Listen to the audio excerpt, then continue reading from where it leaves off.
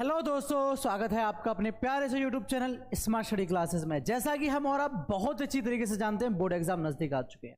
सबसे बड़ा डर बच्चों के दिमाग में क्या रहता है, बोर्ड एग्जाम की कॉपी कैसे लिखें। बिकॉज बोर्ड एग्जाम की कॉपी एग्जाम की दृष्टि से बहुत ही ज्यादा महत्वपूर्ण होती है, बहुत ही ज्यादा इंपॉर्टेंट होती है।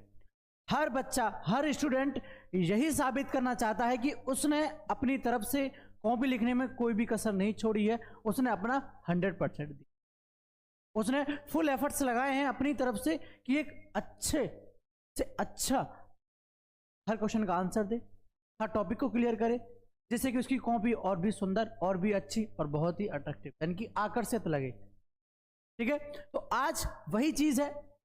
अगर बात करें तो हमारे आधे से ज्यादा नंबर डिपेंड करते हैं हमारी कॉपी पर।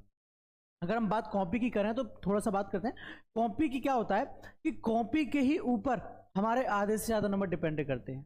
जब तक उसमें नीटनेस एंड क्लीन लाइन्स नहीं होंगी, जब तक उसमें एक तरीका नहीं होगा, जब तक उस कॉपी में वो बातें नहीं होंगी जो एग्जामिनर को अपनी तरफ आकर्षित कर सके, एग्जामिनर को आपको अच्छे नंबर देने के लिए मजबूर ना कर दें, तब तक कॉपी लिखने में कोई भी आनंद नहीं है। ठीक है, चलिए आज हम इसी बेस पर बात करने वाले हैं, बोर्ड एग्जाम में कॉपी कैसे लिखें।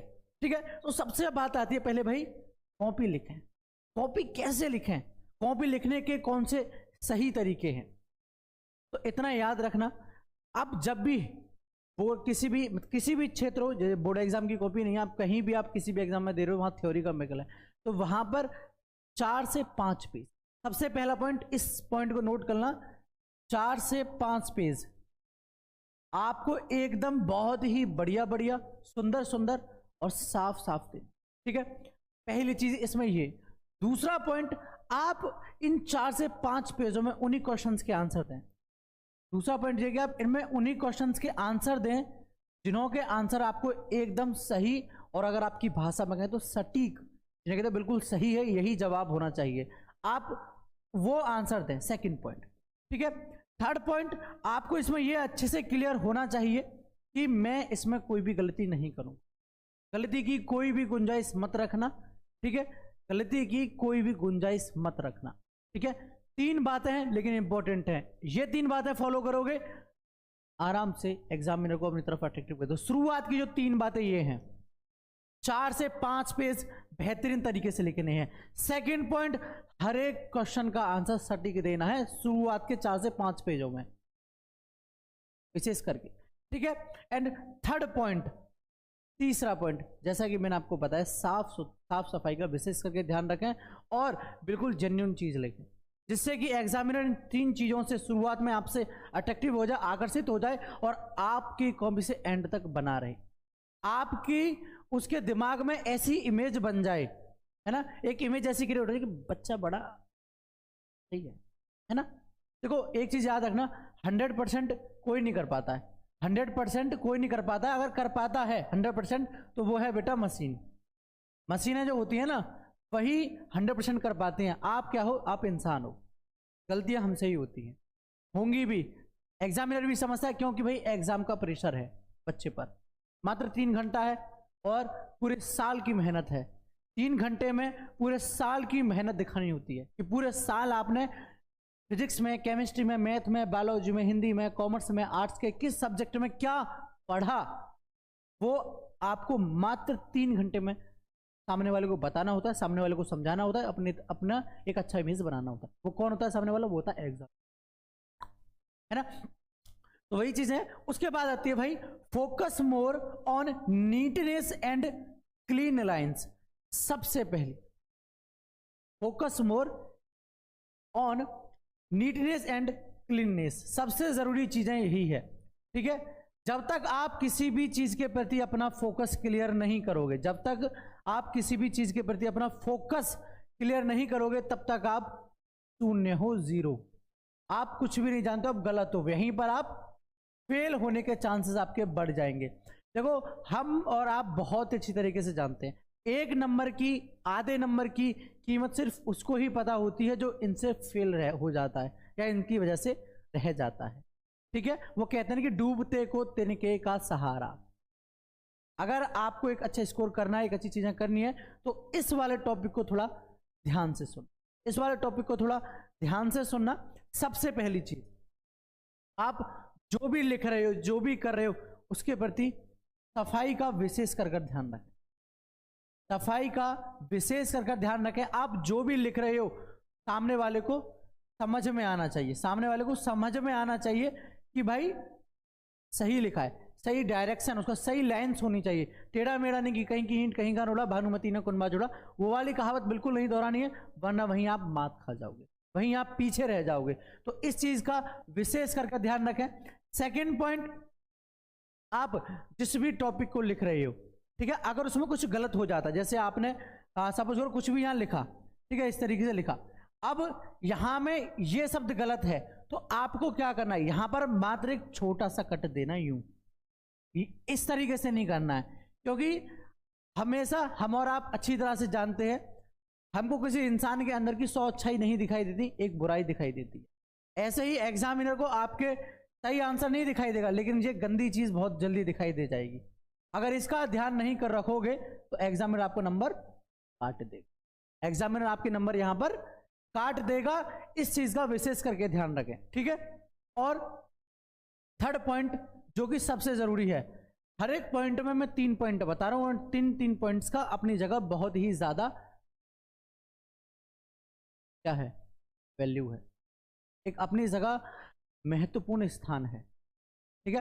तो तीसरा पॉइंट बहुत ज्यादा जरूरी, हर क्वेश्चन का आंसर कैसे दें, हर क्वेश्चन का आंसर कैसे दें, ये बात जरूरी होती है। और जो क्वेश्चन नहीं आते उनको छोड़ दें या ना छोड़ दें। सर ऐसे बहुत ज्यादा कॉल्स आ रहे थे, कमेंट्स आए थे कि सर जो क्वेश्चंस हमको नहीं आते हैं या जिन क्वेश्चंस को हमको आंसर नहीं पता है ना, और तो उनको छोड़ दें या करें या नहीं करें, इस तरीके से आ रही थी। तो देखो एक चीज मैं बताऊं, आपको जो भी अच्छा आता है, मैंने आपको पहले पॉइंट में बताया, जो भी आता है साफ साफ अच्छा 4 से 5 पेज में या 5 से 6 पेज में क्लियर कर दो, बहुत अच्छी तरह से, साफ साफ सुथरा। दूसरे पॉइंट में मैंने आपको बताया साफ सफाई का विशेष करके ध्यान रखें, और लाइंस को सीधा लिखें। उनमें अगर कट भी करना है तो किस तरीके से करना है, ये मैंने आपको बहुत अच्छी तरह से बताया, बहुत ही डीपली बताया, ठीक है।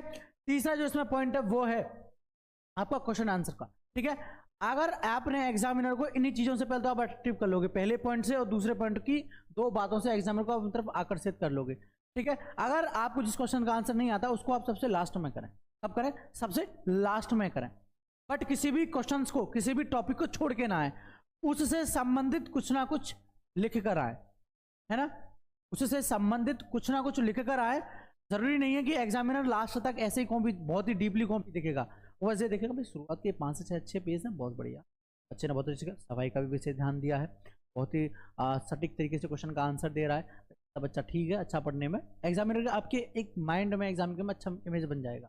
और कहते हैं एग्जामिनर का जब मूड बन जाता है ना, तो वो आपको एक अच्छे नंबर दे देगा बिना किसी टाइम वेस्ट किए, बिना किसी समय बर्बाद किए, ठीक है।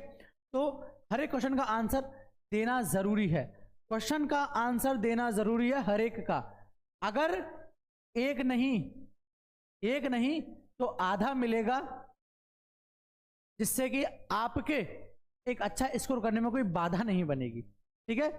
एक नहीं मिलेगा तो आधा मिलेगा, इस बात का ध्यान रखना। और आधा नंबर जोड़कर 1 नंबर बनता है। अगर 2 टॉपिक्स में से आधा मिलेगा तो 1 नंबर हो गया, पता है। और वो 1 नंबर उस बच्चे को पता है जो 1 नंबर से फेल हो जाता है, 1 नंबर से फर्स्ट डिवीजन से सेकंड डिवीजन में आता है या सेकंड डिवीजन से थर्ड डिवीजन में आ जाता है, उसको पता है कि भाई 1 नंबर की वैल्यू क्या होती है। तो इस चीज का विशेष ध्यान रखना, किसी भी क्वेश्चन को नहीं छोड़ के आना है।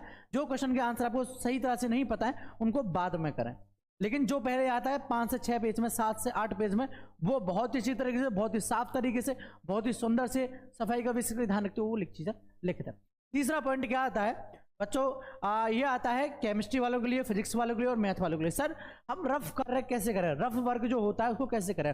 कॉपी के राइट साइड में आपको पेज दिया जाता है, होता है, पलटोगे तो राइट साइड में पेज ही आएगा, हर बार आएगा, ठीक है। तो राइट साइड में पेज होता है, उस पर बड़े बड़े शब्दों में, अगर आपके पास देखो पेंसिल लेकर जरूर जाए, हर एक पेपर में पेंसिल लेकर जरूर जाए। पहली चीज, अगर बाई चांस पेंसिल नहीं लेके गए हो तो एक पेज के ऊपर लिख दो वहां पर रफ वर्क, वहां पर लिख दो बड़े बड़े अक्षरों में रफ वर्क ऊपर, और उसके बाद वहां पर अपना करते रहें। ये नहीं कि दोनों पेजों पर करते रहें, राइट हैंड पर। देखो आपने देखा होगा, आप जब एक कॉपी को यूं घुमाते हो, ठीक है। अभी ये बुक है, अभी मैं इसको यूं घुमाऊंगा तो मेरा इधर से पहले ध्यान इधर जाएगा। जैसे मैंने यूं घुमाया तो मेरा इधर पहले ध्यान गया, है ना, और इधर नहीं।